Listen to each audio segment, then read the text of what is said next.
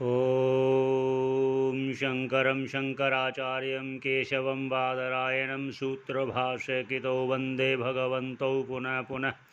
ईश्वरो गुरुरात्मेति मूर्तिभेदविभागिने व्योमवद्व्याप्तदेहाय दक्षिणामूर्तये नमः। ॐ शान्तिः शान्तिः शान्तिः। सर्ववेदान्तसिद्धान्तगोचरं तं गोचरं गोविन्दं परमानन्दं सद्गुरुं प्रणतोऽस्म्यहम्। ओम शांति शांति शांति। भगवान की असीम कृपा से हम लोग विवेक चूड़ामणि पर आधारित सरल व्याख्या करने का प्रयास कर रहे हैं। तो आइए शुरू करते हैं। तो पिछली वीडियो में शुरू किया था सहनम सर्व दुखानाम अप्रतिकार पूर्वकम। सभी प्रकार के दुखों को सहन करने को तितिक्षा कहा गया है। सर्व दुखा नाम जैसे प्रतिकूल दुख और अनुकूल सुख। जो अनुकूल पदार्थ होते हैं, विषय होते हैं, वो सुखकर होते हैं। जो प्रतिकूल होते हैं वो दुखकर होते हैं। इसलिए दोनों में समता बनाए रखना चाहिए। तो आगे शुरू करते हैं। सर्वदा स्थापनम बुद्धे शुद्धे ब्रह्मणि सर्वथा तत्समाधानम इति उक्तम न तु चित्तस्य लालनम। तो भाष्यकार कहते हैं सर्वदा स्थापनम बुद्धे शुद्धे ब्रह्मणि सर्वथा। सर्वदा मतलब हमेशा। स्थापनम बुद्धे बुद्धि को की स्थापना करनी मतलब बुद्धि को लगाना चाहिए सदा निरंतर। शुद्धे ब्रह्मणि और शुद्ध ब्रह्म में मतलब शुद्ध आत्मा में, उस परमात्मा में हर समय हर स्थिति में। तत्समाधानम इति उक्तम। और ऐसे स्थिरता को बनाए रखने को ही समाधान कहते हैं। ना तो चित्तस्य लालनम। और चित्त की इच्छाओं की पूर्ति को लालनम कहा गया है। मतलब उसमें नहीं लगाना चाहिए। चित्त को अपने विषयों में ना लगाकर परमात्मा में लगाना चाहिए। ये इसका आगे। अहंकारादि ध्येयांतान बंधान ज्ञान कल्पितान स्वस्वरूप अवबोधेन मोक्तुमिच्छा मुमुक्षुता। अहंकारादि ध्येयांतान बंधान ज्ञान कल्पितान। तो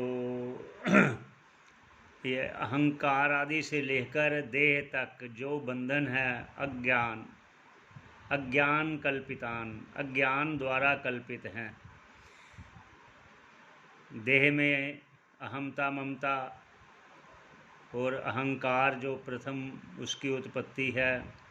अस्मिता राग द्वेष आदि अहंकार के बाद। तो ये सभी बंधन के कारण हैं। ये है अज्ञान कल्पितान, अज्ञान से कल्पित हैं। स्वस्वरूप अवबोधेन और अपने स्वरूप आत्मा का बोध होने की मोक्तुम इच्छा, उससे इस बंधन से मुक्त होने की इच्छा को ही, अपने स्वरूप का बोध होने को ही मुमुक्षुता कहा गया है।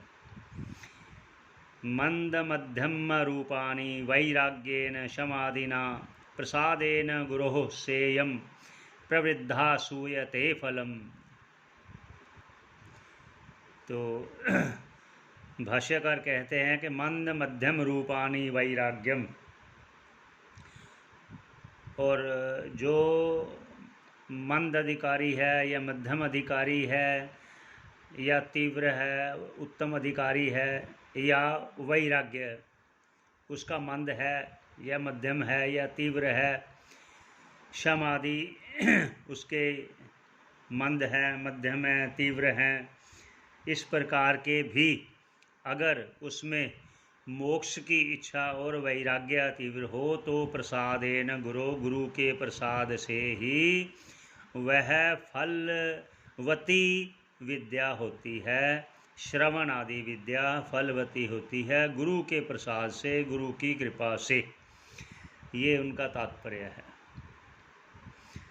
आगे भाष्यकार लिखते हैं, वैराग्यम च मुमुक्षुत्वं तीव्रं यस्य तु विद्यते तस्मिन्नेव अर्थवन्तः स्युः फलवन्तः शमादयः। जो वैराग्य और मुमुक्षुत्व है, तीव्र हैं, यस्य जिसके, तो देखे गए हैं, तस्मिन उस जिज्ञासु के, तस्मिन एव अर्थवन्तः, ये अर्थ वाले होते हैं, अर्थात ये लाभकारी होते हैं। स्यु कहा गया, फलवन्तः शमादयः। ये वैराग्य मुमुक्षुत्व तीव्र होने से शम आदि जो आगे उसकी दिव्य संपत्तियां हैं तो वो सफल होते हैं। किसमें? फल देने में। फल देने में अर्थात मोक्ष रूपी फल देने में सफल होते हैं शमादय, अगर वैराग्य और मुमुक्षुत्व तीव्र हैं। ये देखा गया है। आगे भाष्यकार लिखते हैं, तो एतयोर्मन्दता यत्र विरक्तत्वं मुमुक्षयोः मरौ सलिलवत्तत्र शमादिर्भासं मात्रता। एतयोर्मन्दता अर्थात जहाँ पर ये वैराग्य और मुमुक्षुत्व तीव्र जिसके हैं वहाँ पर बोला क्या, एतयोर्मन्दता, ये दोनों अगर तीव्र नहीं हैं, यत्र जहाँ वे, जिस जिज्ञासु के, विरक्तत्वं मुमुक्षयोः, और मोक्ष की भी इच्छा की मंदता है, तो उसके जो ये समाधि वहाँ जहाँ सफल थे, तीव्र होने के कारण सफल बताए गए हैं, वहाँ समाधि मंदता होने के कारण, वैराग्य और मुमुक्षुत्व की मंदता होने के कारण ये शम आदि भी वो मरुस्थल में जल के समान, जिस प्रकार मरुभूमि में जल सूर्य के रहने तक ही वो दिखाई देता है, सूर्य छिपने के बाद वो जल जैसे नहीं, ऐसे ही जो शम आदि भी उसमें आभास मात्र ही समझना चाहिए, अर्थात वहाँ वह सफल नहीं होंगे शम आदि, जहाँ पर वैराग्य और मुमुक्षुत्व ये मंद हैं, मंद होने से। इसलिए कहा गया है इनके वैराग्य मुमुक्षुत्व, आगे भी पीछे कहा गया था कि भाष्यकार ने भी बहुत इस पर अच्छे ढंग से समझाया वैराग्य और मुमुक्षु क्यों जरूरी है। तो आगे फिर कहते हैं, आगे भाष्यकार अपने लिखते हैं श्लोक, मोक्ष कारण सामग्र्याम भक्तिरेव गृह्यसि स्वस्वरूपानुसंधानम भक्तिरित्यभिधीयते स्व आत्मतत्वानुसंधानम भक्तिरित्यपरे जगु। तो भाष्यकार कह रहे हैं कि जो मोक्ष का कारण है वो क्या है, मोक्ष का कारण क्या हो सकता है। आगे तो बता दिया उन्होंने, वैराग्य और मुमुक्षुत्व और ये शम दम आदि षट संपत्ति ये तीव्र होने चाहिए। उसके साथ साथ और भी उपाय कहे गए हैं। मोक्ष कारण सामग्र्याम भक्तिरेव गृह्यसि, मतलब भक्ति ही श्रेष्ठ है। यहाँ भक्ति का अर्थ ये भी है कि उपासना आदि भी होनी चाहिए, लेकिन यहाँ उनका जो है कहने का तात्पर्य है कि मोक्ष कारण सामग्र्याम भक्तिरेव गृह्यसि, भक्ति ही श्रेष्ठ है। वो कौन सी भक्ति है?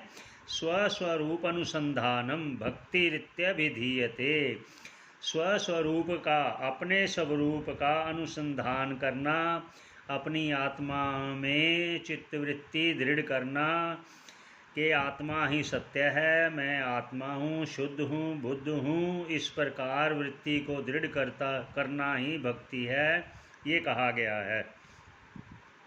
और कहीं कहेंगे स्व आत्म तत्वानुसंधानम, स्व आत्मा, अपनी आत्मा का अनुसंधान करना कि मैं आत्मरूप हूँ, मेरा स्वरूप शुद्ध है, बुद्ध है, नित्य है, सत्य है, ये इसका अनुसंधान अर्थात अनुभव भक्ति रीत्या परे जगु, और कहीं कहीं ऐसा कहा गया है। तो और भी कहीं कहीं कहा गया है, अन्यत्र कहा है कि क्षणम